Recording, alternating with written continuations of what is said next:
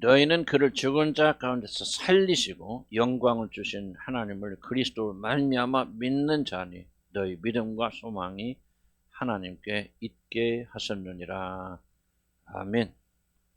믿음의 내용이 무엇인가에 대해서 우리 같이 말씀을 나누고자 합니다.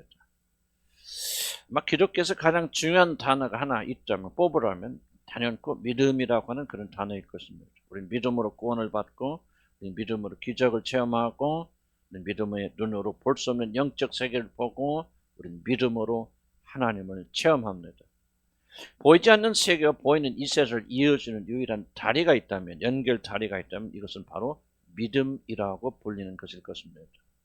한마디로 믿음이 없다면 우리는 기독교에 관한 그 어떤 것도 받아들일 수가 없을 것입니다. 예를 들자면 오늘 우리들이 설교에 가질 성찬, 즉 예수 그리스도의 살을 먹고 피를 마시는 매우 상징적인 의식을 우리는 거행하게 되어지는데, 우리 앞에 놓여있는 포도주스와, 대중에 포도주를 써야 되지만 그러나 알코올이기 때문에 포도주스를 사용합니다만, 포도주스와 빵은 우리 눈에는, 그리고 우리 혀에는 단지 달콤한 포도주스와 그리고 맛있는 빵 조각으로 밖에는 우리가 경험될 수밖에 없지만은, 만약 우리들이 믿음을 통하여서 이것을 볼 때 이것들은 우리들에게 하나님의 귀한 생명을 전달해주는 놀라운 그런 수단으로 바뀌게 되어집니다. 눈에 보이지 않는 하나님의 놀라운 생명이 눈에 보이는 빵과 포도주를 통해서 우리들에게 전달되어지는데, 바로 이것은 빵에서가 아니라 포도주에서가 아니라 이 사실을 믿는 믿음을 통해서 이루어지는 정말 우리가 설명할 수 없는 놀라운 기적의 한 예입니다. 한마디로 믿음은 보이지 않는 하나님의 생명을 우리들에게 전달해 주는 유일한 도구입니다. 그렇기 때문에 만약 우리들에게 믿음이 없다면 우리들은 하나님께서 약속하신 그 어떤 것도 받을 수가 없게 되는 것입니다. 아무리 교회 열심히 다니고, 아무리 많은 구제와 헌신과 선한 일을 행하고, 아무리 많은 사람을 전도하였어도 만약 그에게 믿음이 없다면 그에게는 결코 이런 축복이 일어나지 못합니다. 한마디로 믿음이 없다면 기독교는 결코 존재할 수가 없습니다. 그런데 사실 믿음같이 오해되고 오용되는 것도 드물다 하는 그런 생각을 해봅니다. 특히 구원의 영역에서 믿음은 더욱더 크게 많은 사람들에게 오해되고 있습니다.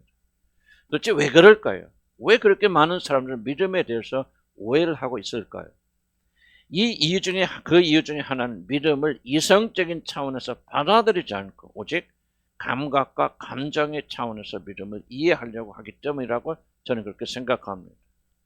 우리들이 결코 잊어서는 안 되는 일은 기독교의 아주 중요한 특성이 하나 있는데, 그것은 기독교는 매우 이성적이고 놀랍게도 매우 논리적인 종교라고 하는 사실입니다.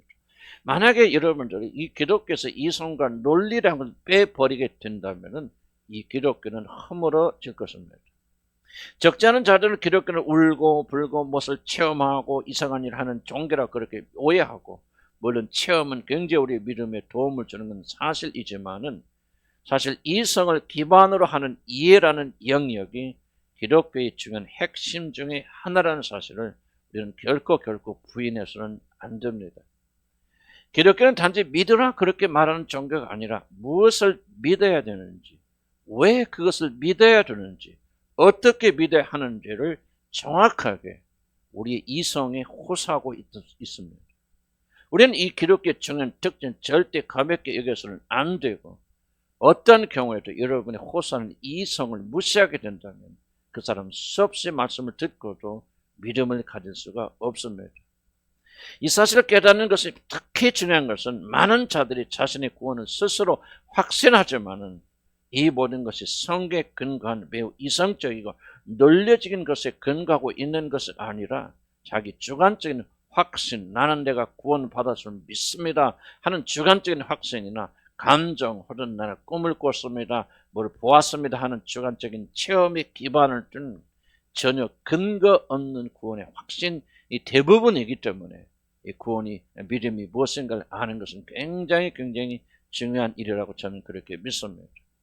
믿기는 믿지만 자기식으로 믿는 것은 결코 참된 기독교가 될 수 없습니다. 믿는 자들은 참된 구원으로 믿는 자들 참된 구원으로 인도하지 못합니다. 참된 구원으로 인도하는 것은 참된 믿음입니다. 하나님이 존재한다면 나에게 이런 축복과 이런 행복을 가져다 줄 것이라 그렇게 생각하고, 이렇게 하고 저렇게 하여 하나님 기뻐하실 것이라 그렇게 착각하고, 그 잘못된 생각에 근거하여서 여러분의 마음에 만들어낸 하나님을 믿는다면 그것은 하나님을 믿는 것이 아니라 여러분이 스스로 창조한 우상을 믿는 것이고, 그리고 여러분 스스로 믿음을 가졌다고 착각하고 있는 것입니다. 이러한 믿음은 결코 우리를 구원해 주지 못합니다. 내가 구원받다는 감사와 감격과 여러분 느낌은 그것이 하나의 구원의 한 증거가 될 수 있지만 그것은 여러분을 구원해 주는 구원의 도구가 될 수가 없습니다. 성경은 우리들이 하나님을 믿을 때 어떤 하나님을 믿어야 하는 걸 분명하고 정확하게 저와 여러분에 가르쳐 주는데, 오늘 사도 베드로 역시 우리들을 구원으로 인도하는 믿음의 본질 두 가지를 우리에게 설명하여 주고 있습니다. 그것은 그리스도를 죽은 자 가운데 다시 살리신 하나님을 믿는 일이고, 또한 그리스도를 죽음에서 부활시키신 하나님을 믿는 이 두 가지, 예수 그리스도가 죽으셨다는 사실을 믿는 것이고, 그리고 그가 다시 부활하셨다는 사실을 믿는 것이 우리를 구원하는 믿음이라고 베드로는 두 가지를 우리에게 그렇게 말씀하고 있는 것입니다. 구원을 받은 그리스도인들은 단지 그리스도의 존재를 인정하는 것이 아니라 그리스도께서 죽으셨다가 약속대로 다시 사흘 만에 다시 살아나신 그리스도의 부활을 믿는 믿음으로 구원을 받는다는 사실을 우리에게 성경이 강력하게 우리에게 가르치고 있습니다. 이제 사도 베드로는 우리들이 구원으로 인도하는 믿음의 출발은 다른 것이 아니라 그리스도의 죽으심을 믿는 믿음이라고 그렇게 말합니다. 많은 분들은 나는 다 그거 믿습니다. 나는 그거 수없이 들어와서 나는 그거 다 믿습니다. 그렇게 말하실 줄 압니다. 그러나 여러분에게 구원의 확실한 증거가 드러나지 않는다면 여러분 수없이 들었어도 여러분 그것을 믿지 않는 것이고, 오늘 여러분이 이 사실을 듣고 믿어야 될 강력한 필요가 있는 것입니다. 이제 사도 베드로가 말하는 것을 다시 한번 정리해 봅니다. 우리들의 믿음이 주관적인 감정이 아니라 우리들을 능력 있게 구원하는 살아있는 그런 지식, 살아있는 구원의 능력이 되려면은 우리는 먼저 그리스도께서 십자가에서 죽으셨다는 사실을 믿어야 한다고 사도 베드로는 강조합니다. 단순히 예수를 믿는 것이 아니라, 내가 구원받았을 믿는 것이 아니라, 천국과 지옥에 있는 것을 믿는 것이 아니라 바로 예수 그리스도께서 죽으셨다는 사실을 믿는 믿음이 우리를 구원한다고 말하는 것입니다. 마태복음 20장 28절에서 주님이 말씀하신 인자가 온 것은 섬김을 받으려 한 것이 아니라 도리어 섬기려 하고 자기 목숨을 많은 사람의 대속물로 내어주려 함이라고 밝히셨듯이, 그리스도께서 이 땅에 오신 가장 중요한 목적은 놀랍게도 죽으시기 위한 것입니다. 메시아 예수 그리스도는 죽기 위하여 사람의 몸을 입고 이 땅에 오셨는데, 우리들이 참된 구원을 받으려면 먼저 이 사실을 믿음으로 받아들여야 된다고 사도 베드로는 강조하고 있는 것입니다. 나는 다시 한번 이 시점에서 왜 우리가 이 똑같은 말을 반복해서 들어야 될 필요가 있는가를 나는 여러분에게 알려드리고 싶습니다. 거듭나고 구원받을 때는 이 똑같은 말이지만 이 말씀을 통해서 성령이 역사해서 기름 부어 주심으로 여러분 거듭나게 되었습니다. 그러므로 이 성경 진리를 계속해서 선포하게 될 때 성령께서 어떤 사람에게 오늘 역사하셔서 그 말씀으로 거듭나게 하시며 거듭난 자를 더욱더 강하게 붙들어 주시기 때문에 우리는 줄기차게 성경의 말씀 구원의 이 계시를 시시때때로 전파해야 되는 것입니다.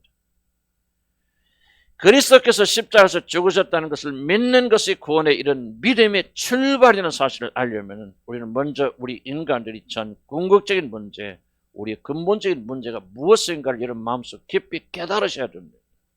이것을 모르면 여러분이 이 사실을 깊이 여러분 마음속에 새겨놓지 않는다면 결코 우리는 그리스도의 죽으심에 관심조차 가지 않을 것이며, 예수 그리스도가 죽으셨다는 사실을 한번 믿었던 이유로 그 후부터는 예수 그리스도의 죽으심에 관심 갖지 않게 되어집니다. 도대체 인간의 근본적인 문제가 여러분 무엇이라고 생각하십니까? 무엇이라고 여러분의 마음은 확정하고 있습니까? 입으로는 여러분이 이것이 저것이 문제를 말하고 있지만 여러분의 마음의 중심으로 이 사실을 고백하고 인정하고 그 사실에 따라서는 문제가 무엇이라고 여러분 그렇게 생각하십니까? 여러분의 모든 걸 다 희생하고서라도 반드시 해결해야 될 여러분의 발등에 떨어진 불은 도대체 무엇이라고 여러분 마음의 중심은 믿고 계십니까? 제가 확실하게 믿기는 이 질문에 대해서 심각하게 생각하지 못한 자들, 마음으로 답변하지 못한 자는 결코 구원의 문에 들어갈 수가 없다는 사실입니다. 오늘날도 수많은 사람들이 이 질문을 가볍게 다루기 때문에 나는 구원받았다는 확신을 가지면서도 구원의 열매와 증거가 일어나지 않고 있는 것입니다. 구원받은 사람 중 단 한 명도 이 질문에 심각하게 던져보지 않고 구원받은 사람은 없습니다. 여러분 발등에 떨어진 불은 도대체 무엇입니까? 자나깨나 여러분들이 깊이 생각하면서 마음속 깊이 인정하신 여러분의 진정한 문제가 무엇이라고 생각하며 그렇기 때문에 그것을 붙잡고 기도하는 것이 무엇입니까? 경제가 어려운데 여러분의 수입이 별로 없다는 것이 문제입니까? 그래서 하나님께서 돈 잘 벌 수 있도록 축복하시면 인생의 문제가 풀어지는 그러한 것이 여러분의 문제입니까? 별의별 병이 암이 다 생겨서 여기저기서 사람들이 죽어가는데 나도 언제 큰 병에 걸릴지 모르는 그런 건강의 불확실성이 여러분의 모든 걸 위협하는 가장 큰 위험입니까? 나의 마음은 항상 공허하고 비고 외로워서 무엇을 하든 항상 우울한 것이 여러분의 문제입니까? 그래서 그러한 공허에서 벗어나고 기쁨이 넘치는 것이 구원이라 생각하고 여러분 하나님을 찾고 계십니까? 무엇이 여러분의 가장 큰 문제라고 고백하는 사실 이라는 것들이 여러분의 심각한 인생의 문제가 아닙니다. 나는 이 말을 또 반복하고 또 반복하고 여러분 마음의 중심이 항복하여서 이 말씀에 무릎 꿇을 때까지 여기서 있는 목회자는 지속적으로 이 말씀으로 여러분 도전할 의무가 나는 있다 그렇게 생각하고 나는 후회하지 않고 내가 이 강대에 서 있는 동안 이 사실을 지속적으로 선포할 것입니다. 왜냐하면 여기 앉아 계신 사람들 중에서 소수의 사람들만이 여러분의 진정한 문제는 바로 이것이라고 믿고 있기 때문에 그렇습니다.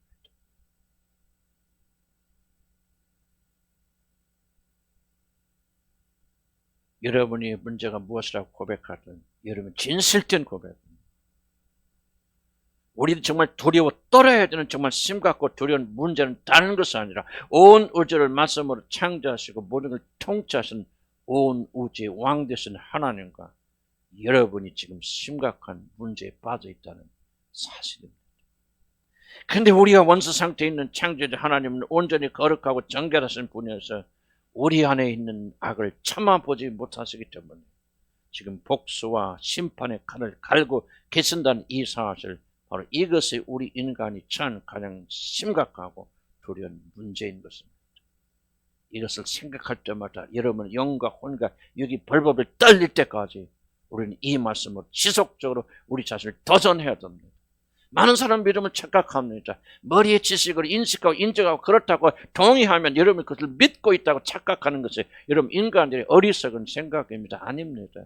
우리 마음의 중심이 이 사실을 믿고 고백하고 받아들여서 우리 모든 행위가 이 진리에 발맞춰 나갈 때까지 우리는 지속적으로 하나님의 말씀으로 우리 강팍하고 완고하고 귀먹은 귀를 두드려 패야 하는 것입니다.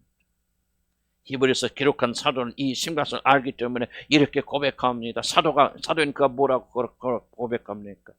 살아계신 하나님의 손에 빠져 들어가는 것이 무서울진지. 적어도 이 사도는 이 말씀 앞에서 두려워 떨면서 사는 그런 삶을 살았다는 것을 우리가 알 수가 있습니다. 사도조차도 이것이 가장 무서운 것임을 알기 하나님의 심판의 손에 들어간 것을 두려워하라고 그렇게 말하고 있지 않습니까? 하나님의 독생자 아들도 죄를 심판하시는 아버지의 심판이 얼마나 무서운지를 누구보다도 잘 알고 계셨기 때문에 우리를 대신하여 십자가를 지시게 된 제자들에게 내 마음이 심히 고민하여 죽게 되었으니 여기 머물러 깨어서 나를 위해서 기도하라고 마가복음 14장 3절에서 그렇게 34절에서 그렇게 말씀하지 않았습니까? 우리 주님도 하나님의 심판을 그렇게 무섭고 두려워했다는 겁니다. 죄로 말미암아 지옥에 들어갈 운명에 처한 저와 여러분들은 어떠하여야 되겠습니까? 바로 이것이 인생의 최대역이고 모든 걸 다 버려서라도 반드시 해결해야 될 문제이고 이 두려움이 여러분의 마음의 중심에 엄습하기 전까지는 여러분이 감히 구원에 대해서 이해한다고 말조차 하지 말기를 바랍니다. 이 문제를 풀지 못하면 인간은 모든 천하를 얻고도 유익할 것이 아무것도 없습니다. 이 문제 해결되기 전까지는 여러분의 내면의 참된 평강과 평안은 존재하지 못합니다. 사랑하는 성도 여러분, 우리 주님께서 왜 이 세상에 오셨답니까? 말라기 선지자는 우리 주님께서 사람의 몸을 입고 이 땅에 내려오신 목적은 우리들의 죄로 인하여서 진노의 심판을 준비하고 계신 하나님 아버지의 마음을 돌려놓기 위한 것이라고, 그리스도께서 이 땅에 오신 이 놀라운 비밀을 우리에게 가르쳐주고 있는 것입니다. 말라기서 4장 6절에 이렇게 말합니다. 그가 아버지의 마음을 자녀에게 돌이키게 하고 자녀들의 마음을 그들의 아버지에게 돌이키게 하리라. 돌이키지 아니하면 두렵건대 하나님께서 와서 내가 와서 저주로 그 땅을 칠까 하노라. 예수 그리스도께서 오셔서 인간의 죄를 분노하시며 인간에 대한 참혹한 심판을 준비하신 하나님의 마음을 달래셔서 돌려놓지 않는다면 우리 모두는 영원한 저주를 받을 것을 아셨기 때문에 우리 주님은 사람의 몸을 입으시고 이 땅에 스스로 내려오신 것입니다. 우리는 그리스도로 말미암아 하나님을 믿는 자들입니다. 그런데 그리스도로 말미암아 하나님을 믿는다는 말은 하나님과 우리 사이에 놓여있던 모든 불화와 적대 관계를 하나님의 독생자 아들신 예수 그리스도께서 자기 자신이 십자가를 통하여 모든 걸 제거하셨기 때문에 이제 그래서 우리는 하나님과 원수된 모든 것이 풀어졌고 하나님과 화목하게 되었기 때문에 우리는 더 이상 그분의 심판을 두려워하며 살 필요가 없는 그런 자유한 자가 되었다는 사실을 믿는 것을 가리켜서 우리가 하나님을 믿는다라고 그렇게 말하는 것이지 단지 하나님이 존재한다는 사실을 믿는 것이 아닙니다. 그런데 이 일은 죄인된 우리들이 스스로 할 수 없기 때문에 그리스도의 말미암아 하나님께서 이 놀라운 일을 우리 대신 우리를 위하여 행하여 주신 것입니다. 그런데 왜 하나님은 이 모든 것을 우리를 스스로의 힘이 아니라 오직 예수 그리스도를 통해서 대신 이루어 주십니까? 그 이유는 우리 모두는 죄로 인해서 죽었기 때문이라고 성경이 말합니다. 죽었다는 말은 그 사람이 실제적으로 죽었다 아무것도 하지 못한다는 그런 말이 아니라 특정한 영역에서는 전혀 이 사람이 기능할 수 없다, 마치 죽은 자처럼 아무것도 할 수 없다라고 그런 뜻입니다. 지금까지 존재했던 가장 위대한 그런 과학자를 한 명 뽑으라면 아마도 10명 중에서 9명은 아인슈타인 박사를 뽑을 것입니다. 그의 머리는 현재 컴퓨터로도 당하지 못할 정도로 천재적인 그런 능력을 가졌다는 사실을 누가 부인할 수 있겠습니까? 그런데 이렇게 놀란 아인슈타인도 하지 못하는 것은 하나 있는데 그것은 단순 계산은 전혀 하지 못했다고 그럽니다. 그래서 그가 그 당시에 이제 전철을 타고 트램이란 전철을 타고 올라타고 집에 가서 내려가고 할 때 차비를 내고 이제 차장이 그걸 거슬러 주는데 아인슈타인은 그걸 계산하지 못해서 100원을 내면 50원 걸려서 이게 맞는 거야 틀린 거야. 아인슈타인 손가락을 꼽아가면서 하나 둘 세면서 겨우 계산을 했다고 그럽니다. 아인슈타인은 천재적인 사람이면서 인간에서 가장 뛰어난 두뇌를 가지고 있지만은 단순 계산한 그 영역에서는 그는 죽은 것입니다. 이걸 가리켜서 그가 죽은 것이라고 말합니다. 다른 건 다 잘하는데 놀란 천재고 인간이 볼 수 없는 그런 놀란 과학을 만드는 그런 사람인데 1+1이 무엇이냐? 아인슈타인은 그 영역에서는 아무것도 할 수가 없습니다. 이것을 가리켜서 성경이 죽은 것이다 그렇게 말하는 것입니다. 성경이 그리스도를 만나기 전에 모든 사람들이 죽었다는 말은 그런 뜻입니다. 구원받지 못한 자는 자신이 원하는 것을 잘 알 수 있고 자기 자신이 원하는 걸 잘 할 수 있고 많은 일에 선한 일을 할 수는 있고 심지어 윤리적 도덕적 면에서 그리스도인들보다 더 뛰어난 그런 삶을 살 수가 있지만 그 사람이 유독 할 수 없는 한 가지 영역이 있는데 그 사람은 하나님에 관한 것은 어떤 선도 행할 수가 없다는 사실입니다. 윤리적 도덕적으로 뛰어난 사람이 될 수 있어도 자신의 전재산을 기부하는 기부왕이 될 수 있어도 전쟁에 나가 자신의 나라와 정의를 위해서 목숨을 바칠 수 있어도 물에 빠진 사람을 살리기 위해서 자기 자신의 목숨을 버릴 수는 있어도 그리스도 밖에 있는 자들은 눈뜬 장님과 같아서 하나님을 알지 못하고 하나님을 인정하지 못하고 하나님의 영광을 위해 그 어떤 희생도 할 수 없고 자기 자신이 멸망받아 죽을 죄인이라는 사실을 그들은 볼 수가 없습니다. 그가 하는 모든 선한 일은 오직 하나님이 아니라 자기 자신의 영광을 위하여 하며 더욱더 심각한 것은 믿지 않아도 자신이 얼마나 성공한 삶을 살 수 있는가를 증명하기 위해서 발버둥 친다는 사실입니다. 놀랍게도 이런 눈먼 자들이 가장 많은 것이 교회라고 하는 사실입니다. 교회에 다니는 대부분의 사람들은 열심히 헌신하고 기도하고 봉사도 하지만 그들은 하나님의 영광을 위해서 하나님을 위해서 이런 희생을 드릴 수가 없습니다. 자기 자신의 영광을 위해서 자기 자신의 이름을 위해서 자기 자신을 위하여 이런 일을 합니다. 바로 이런 자들을 가리켜서 성경은 죽은 자들이라 그렇게 말하는 것입니다. 영혼이 죽어서 메마른 자들은 하나님과 살아있는 관계를 가질 수 없습니다. 심지어 교회 다니긴 다니도 마음을 다해 하나님을 사랑할 수 없고 모든 초점을 주님께 맞출 수 없고 하나님의 영광을 위해서 자기 자신을 희생할 수가 없습니다. 열심히 일하고 목숨까지 내놓고 충성하고 헌신하시면 그들이 하는 숨어있는 유일한 목적은 자기 자신의 삶의 의미를 부여하고 안전을 추구하고 자기 자신의 이름을 높이기 위한 것입니다. 그런데 중요한 것은 죽은 자들은 결코 죽은 자를 살릴 수 없다는 사실입니다. 죽은 자가 어찌 자신을 살리고 어찌 죽은 자가 다른 죽은 자들을 살릴 수 있겠습니까? 죽었기 때문에 누군가 죽지 아니한 자가 죽은 자를 이렇게 세워야만 그 사람이 영적으로 살아나 하나님을 알 수 있고 하나님을 인정할 수 있고 하나님을 믿고 순종할 수 있게 되지 않겠습니까? 하나님이신 우리 주 예수 그리스도께서 사람의 몸을 입고 이 땅에 오신 이유가 무엇입니까? 바로 인간의 이 공경 이제 영원한 저주를 받고 문자 그대로 영원히 지속되는 그 무서운 심판의 저주에서 저와 여러분을 풀어주시기 위한 것입니다. 하나님께서 영원전에 선택하신 하나님께서 사랑하신 여러분을 영원한 저주 기가 막힌 웅덩이 한번 갇히면 다시 빠져나올 수 없는 그런 저주의 지옥의 그 무서운 불거둥에서 건지시기 위해서 그리스도는 사람이 되시기 위해서 이 땅에 오신 것입니다. 그래서 그분께서는 우리의 모든 죄를 짊어지시고 우리 대신 십자가에서 죽으셨습니다. 그래서 그를 믿는 자들은 이제 다시 살게 된 것입니다. 우리 믿으신 분은 다 아멘하시기 바랍니다.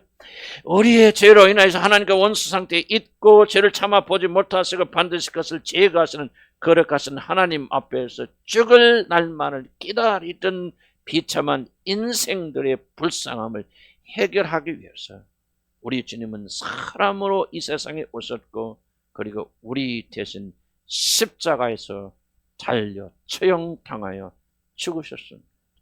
우리 이 소리를 여러분이 그 강박한 마음이 무너졌어요.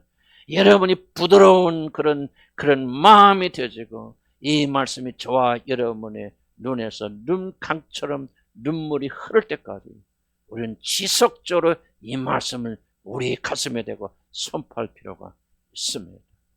이 말을 듣지 않은 자가 누구가 있습니까? 10년, 20년, 30년 지속적으로 들어왔을 것입니다. 그런 이 말을 들어도 감동이었습니다. 감격이었습니다. 눈물이었습니다. 흥분되지 않습니다. 여러분의 영이 죽었기 때문에 그렇지 않습니다. 우리 이 말씀이 우리 안에 역사하셨어요. 우리 안에 생명을 일으키고 불을 일으키고 이 말씀을 들을 때마다 우리 안에서 정말 주님을 사랑하는 뜨거운 불길이 일어나서 우리 모든 죄악과 세상을 이기고 정복하게 만들어주고 그 말 한마디가 우리의 모든 것을 뒤바꿔주는 그런 겸손한 마음이 될 때까지 우리는 부지런히 주 앞에 구하며 이 말씀 앞에서 겸비하게 자기 자신을 내려놓아야 될 줄로 믿습니다. 나는 기도하고 기대합니다. 그런 날이 반드시 올 것입니다. 사람이 떡으로만 살 것이 아니라 하나님 입에서 나오는 이 생명의 말씀, 이 말씀 한마디 들으면 모든 힘이 솟구쳐 올라와서 이 세상을 능력있게 이겨나가는 그리스도의 사람 군사들이 될 줄로 믿습니다. 사람이 떡으로 사는 것은 하늘에서 내는 생명의 말씀. 우리의 구주께서 나를 구원하시기 위해서 이 놀라운 사랑을 베풀어 주셨다. 그가 이 죄인 중에 그리스도인 나를 위해서 사람의 몸을 입고 내려오셔서 나를 대해서 죽으셨다는 이 감격이 우리의 모든 것을 사로잡을 때까지 우리 지속적으로 이 말씀으로 우리를 가르쳐야 될 줄로 믿습니다. 그가 죄가 없으신 온전하게 거룩하신 분이시면 우리를 사랑하셔서 우리 대신 자신이 우리들의 모든 죄를 책임지시고 십자가에서 우리를 대신하여 죽으신 것입니다. 그것이 기독의 핵심입니다. 그런데 그리스도께서 나를 대신하여 나의 모든 죄를 다 짊어지시고 죽으셨다는 사실을 마음을 다하여 진심으로 믿는 자들은 하나님께서 그들의 모든 죄를 다 간과하시고 그 사람이 마치 한 번도 죄를 짓지 아니한 것처럼 여겨주시고 그를 이제 예수처럼 의롭다고 칭하여 주십니다. 그래서 통해서 서가 먼 것 같이 나의 모든 죄가를 옮겨버리셨고 주홍같이 붉은 죄를 눈같이 희게 만들어 주셨고 우리들의 모든 죄를 자신의 등 뒤로 던져버리셔서 우리들의 죄를 기억조차 아니하시는 것입니다. 그리스도가 내 대신 죽으셨기 때문입니다. 그래서 구원에 이르는 믿음의 출발은 다른 것이 아니라 예수 그리스도께서 나를 위하여 죽으셨다. 그래서 단순한 언어가 아니라 단순한 팩트가 아니라 우리 심령을 지진처럼 뒤흔드는 다이나마트 폭발력을 가진 그런 말씀으로 우리 가운데 들려질 때까지 우리는 줄기차게 우리 영혼을 향해서 이 말씀을 선포해야 됩니다. 그가 나를 위해서 죽으셨도다. 그가 나를 위해서 죽으셨도다. 이 말 한마디면 충분하다고 믿고 사는 것이 바로 그리스도인들 일이요. 성령께서 우리 안에서 역사하셔서 우리는 이 말씀 한마디로 사는 그런 존재가 되도록 만들어 주시는 것입니다. 그런 것이 믿음의 전부가 아닙니다. 믿음은 동전의 양면과 같아서 반드시 그 나머지를 같이 믿어야 됩니다. 그리스도의 죽으심만 받아들인다면 그것은 반쪽짜리 신앙이며 그러한 신앙은 우리를 구원하지 못합니다. 그렇다면 우리들의 구원을 완성하는 나머지 반쪽짜리 믿음이란 무엇입니까? 그것은 바로 그리스도의 부활을 믿는 믿음이라고 오늘 성경이 말합니다. 한번 생각해 보시기 바랍니다. 조금 어려운 도전이 될지 모르겠지만 한번 생각해 보시기 바랍니다. 예수 그리스도께 나의 모든 죄를 담당하시고 죽으심으로 인하여 나의 모든 죄가 사여진다는 사실을 도대체 무엇을 근거로 이런 믿을 수가 있겠습니까? 그가 죽으신 걸 믿으면 나는 구원받습니다. 무엇으로 여러분이 그 사실을 믿을 수 있겠고 무엇으로 그것을 증명하실 수 있겠습니까? 도대체 그리스도에게 어떤 일이 일어났길래 그분이 죽었음이 나를 해방시켜주고 나에게 영원한 자유를 주며 하나님의 자녀로 만들어 주신다는 말입니다. 여러분 이상하게 들릴지 모르지만 예수 그리스도가 죽으셨다는 사실을 믿는다고 해서 내 모든 죄가 다 사라졌다는 것은 무엇을 근거로 믿으란 말입니다. 도대체 무엇을 보고 내 모든 죄가 다 사라졌다는 사실을 내가 받아들일 수 있습니까? 매우 합당한 이 질문을 여러분 던져야 됩니다. 그리스도께서 단지 죽었다는 사실이 나의 모든 죄를 없애줍니까? 그 누구든지 나를 사랑하는 사람이 나를 대신하여 죽는다면 그렇다면 그것도 나의 모든 죄를 다 사여준다는 말입니까? 아닙니다. 죽음이 완전한 해답이 아닙니다. 그리스도가 나를 위하여 죽기만 하였다고 우리들의 모든 죄가 다 사라져 없어지는 것이 아닙니다. 이것을 이해하려면 그리스도께서 죽으실 때 의인으로 죽으신 것이 아니라 죄인으로서 하나님의 무슨 심판을 받아 죽으셨다는 사실을 우리는 믿음으로 받아들여야 됩니다. 우리 주님은 본래 죄가 전혀 없는 의로운 분이셨지만 우리들이 저지른 그 모든 흉측한 모든 죄를 다 뒤집어 썼기 때문에 그가 십자가에 달리셨을 때 의로운 하나님의 아들로 죽으신 것이 아니라 그는 가장 초한 죄인 중에 괴수로서 십자가에 매달려 처형당하여 죽으신 것입니다. 그리스도께서 죽으실 때 양편의 강도들과 함께 죽은 것은 결코 우연이 아닙니다. 그는 강도 아무런 다를 것이 없는 죄인으로서 십자가에서 하나님의 모든 진노를 받아 죽으신 것입니다.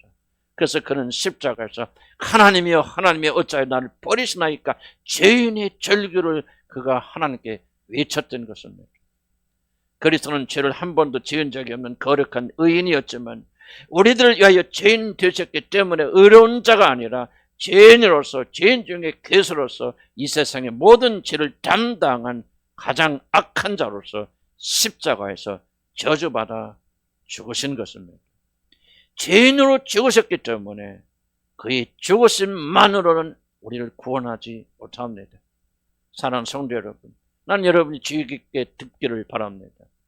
예수의 죽음으로 인하여 여러분의 모든 죄가 다 사함받았다는 의심할 수 없는 증거는 그의 죽으심에 있는 것이 아니라 바로 그가 죽었다가 사흘 만에 죽음의 모든 권세를 깨치시고 일어나신 부활의 사건이 있습니다. 만약 그가 부활하지 못했다면, 죽음의 권세를 이기지 못했다면 그의 죽으심은 결단코 여러분의 죄를 용서하지 못할 것입니다. 그가 부활하지 않으셨다면 그의 죽음은 아무것도 이루지 못합니다. 왜 그렇습니까? 죄의 삭은 사망이라 로마서 6장 23절에 말합니다. 그렇기 때문에 그가 죽으셨다는 건 그가 죄인이었다는 사실이 증명된 겁니다. 그러나 그가 일어나지 못하고 아직도 죽으셨다면 그는 아직도 죄인이라는 사실을 증명하는 것입니다.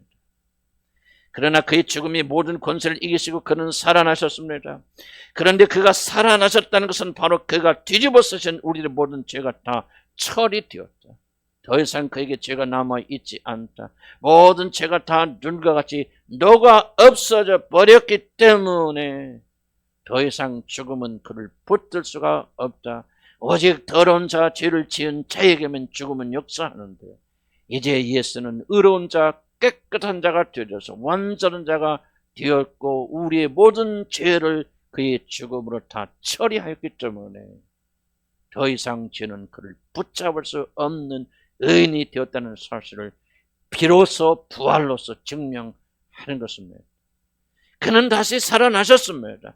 이것은 죄가 다 사라졌고 우리들의 모든 죄가 다 사여졌다는 사실을 온 세상에 선포하는 것입니다. 죽었을 때 우리 죄가 사라진 게 아닙니다. 죽을 때 우리가 해방된 게 아닙니다. 죽었으므로 그의 모든 죄가 다 해결되었다기보다도 그가 일어나셨다는 것은 바로 우리의 모든 죄가 사라졌다는 사실을 비로소 증명하는 것입니다.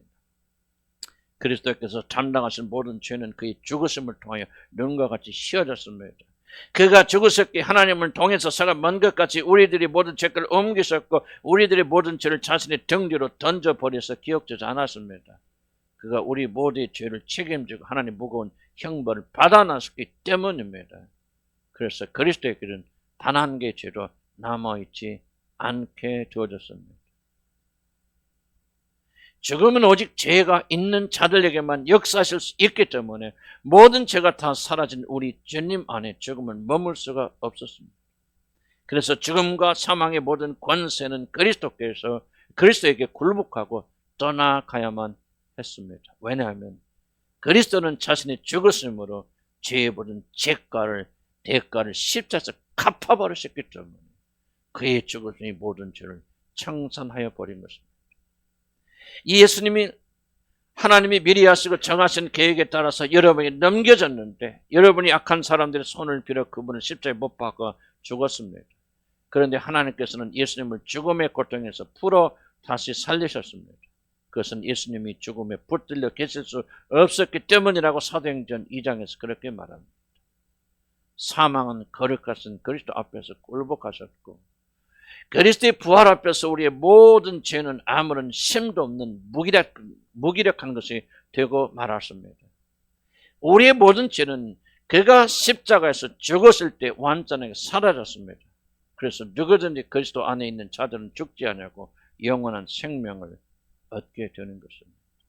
그럼 만약 부활이 없다면 그리스도의 죽었음은 아무런 효력이 없습니다. 부활이 있기 때문에 죽었음이 효력이 있는 것이고 부활이 있기 때문에 십자가에서 죽으심에서 성취한 우리의 모든 죄의 용서가 부활을 통해서 증명되고 입증되는 것이고 우리에게 주어지는 것입니다.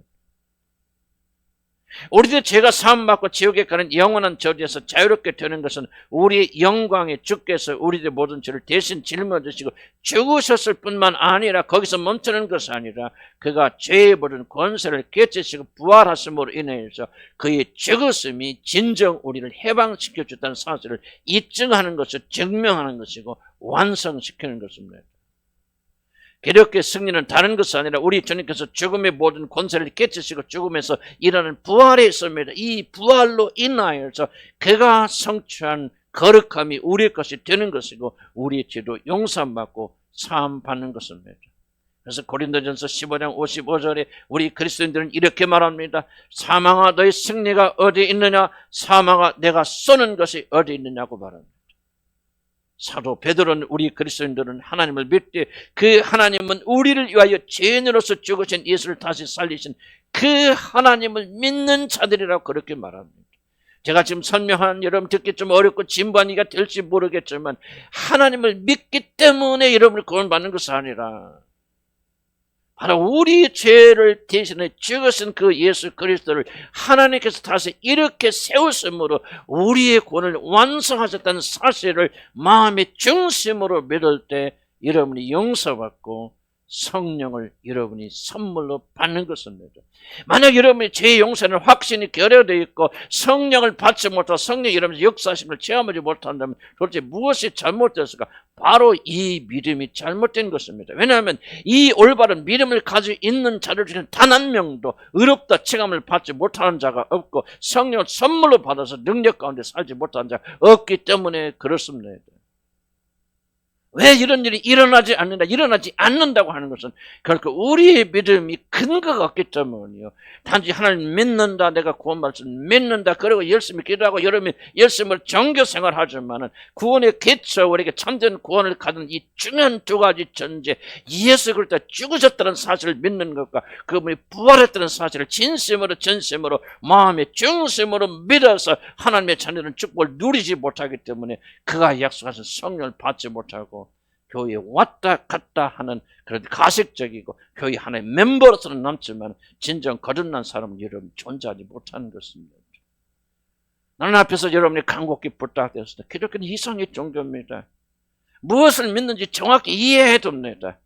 이것을 이해 없이 여러분 아무렇게 믿고 나의 구원을 믿고 여러분 식으로 하나님을 세워놓고 그 믿는 것은 이방 종교지 기독교 아무런 상관이 없고 그 사람은 어떤 종교 행위를 하는데 그 사람은 지옥까지 그리고 하나님 나라에 들어가지 못합니다. 예수 그리스도가 성경대로 오셨고 성경대로 죽으셨고 성경대로 부활하셔서 우리를 구원하신 것이지 성경이 일치하지 않는 구원은 존재하지 않는 것입니다. 나는 여러분의 진심으로 간곡히 부탁드립니다.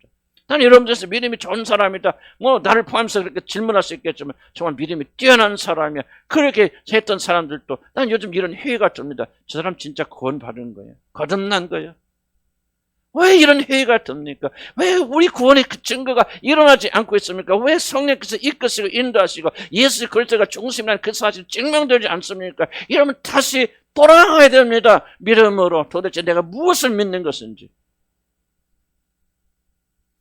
내 구원을 믿는 것인지 내가 구원받다는 사실을 확신하는 것인지 그렇지 않으면 내가 마음속에 창조한 하나님을 내가 하나님으로 믿고 있는 것인지 그렇지 않으면 진실로 성경이 말하는 원리 원칙대로 내가 구원받는 것인지 원리 원칙대로 구원받을 때 왜 성령께서 성경에 약속한 그 약속이 주어지지 않고 있습니까?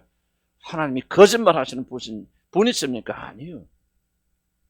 뭔가 우리가 믿음대로 가르침대로 믿지 않냐고 우리의 믿음이 성경에 근거하지 않고 여러분 자기 자신에게 근거하고 있기 때문에 이제 어느 정도 버티다가 진짜 어려운 시기에 들으면 여러분의 가짜 믿음이 다 드러나는 거 아닙니까? 빌리그램이 그렇지 않습니까? 일생 동안 예수를 존경하지만 그의 믿음에 내용이 없고 예수 그리스도만이 구원이라는 사실을 확고하게 믿고 있지 못하니까 그가 죽기 전에 이제 모든 육신이 약해질 땐 이제 그의 본성이 드러나서 종교타원주의를 그가 선포하고 있지 않습니까?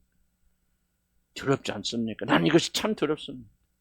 내 믿음이 진짜 믿음인지 구원에 이르는 믿음인지 진리에 근거한 믿음인지 그래서 저는 성경을 한자 한자 강의하면서 여러분이 참된 진리 성경처럼 구원의 도리가 무엇인가 저와 여러분이 한자 한자 나누면서 이렇게 도전하고 있는 것입니다.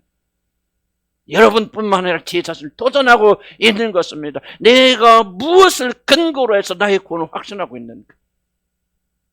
나의 믿음이 진짜 하나님을 믿는 것인지 하나님 믿지만 오늘 베드로가 말한 것처럼 그가 나의 모든 죄를 위해서 죽으셨다는 사실 내가 진심으로 전심으로 믿고 있는지 그리고 그를 지금까지 이렇게 세우셨다 영광을 그에게 주셨다는 사실을 내가 머리 지식으로 믿고 있는지 내 마음의 중심으로 내 마음을 다해서 그렇게 믿고 있는지 오늘 나는 그렇게 내 자신을 또 흔들어보고 도전하고 있는 것입니다. 선자는 넘어질까 조심하고 깨어 있어야 될 줄로 합니다. 참된 구원은 그냥 주어지는 것이 아닙니다. 진리에 따라서 진리의 근거에서 여러분 주어질 것입니다. 만약 여러분들이 그분이 죽으심과 하나님께서 그를 죽은 자 가운데 살리심을 믿지 못한다면, 진심으로 마음의 중심을 믿지 못한다면, 여기 바로 성경의 어떤 의미에서 구원의 놀라운, 뭐라고 설명할까, 내가 인간으로서 설명할 수 없는 이 구원의 미묘함이 들어있습니다.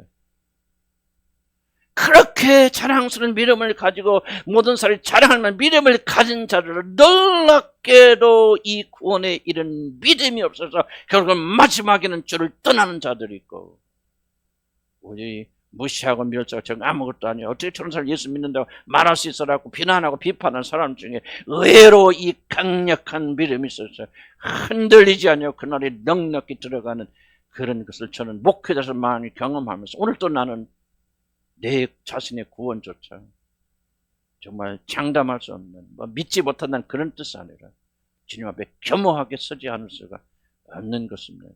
난 다시 한번 주의 심정으로 여러분이 간곡하게 부탁드립니다. 여러분이 그분이 죽으심과 하나님께 죽은 자를 다시 살리신 이 부활의 사건을 마음의 중심으로 믿지 못한다면 여러분 결코 구원받지 못하실 것입니다. 도전해 보시기 바랍니다. 생각해 보시기 바랍니다. 내가 진심으로 전심을 이것을 믿어서 성령에 대한 거주하신다면 왜 나는 이렇게 살아가고 있는가, 한 중요한 질문을 던져보시기 바랍니다.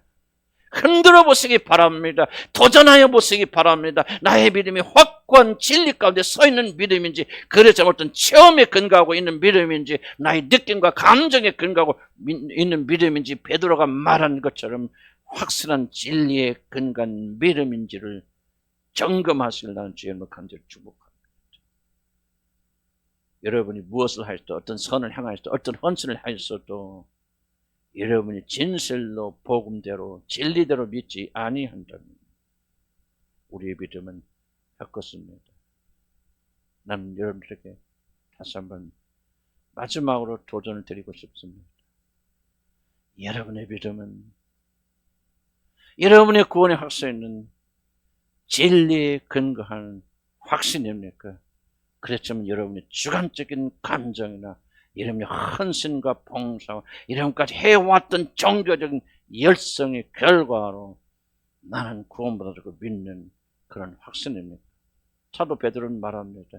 너희들의 믿음이 정확하게 진리에 일치하지 않는다면, 예수 그리스도가 너희 죄를 위해서 죽으신 것과 그 죽으신 예수를 하나님께 부활시켜주는 단선 갖고 우리 모두 주락교 다니는 아이들만 해도 다 알고 믿을 것 같은 이 단선 말이지만, 이것을 전심으로 진심으로 믿어서 하나님의 약속된 성령을 받고 참된 구원의 바늘에 들어온 자인지, 그렇지 않으면은 나의 개인적 구원의 확신이 어떤 감정에 근거해서 기쁩니다, 즐겁습니다, 내가 구원받는 것이 믿어집니다, 뭐가 달라졌습니다 하는 그런 확신으로 구원의 확신을 가지는지를 점검하는 그런 시간들을 단 주의 이름으로 기억합니다.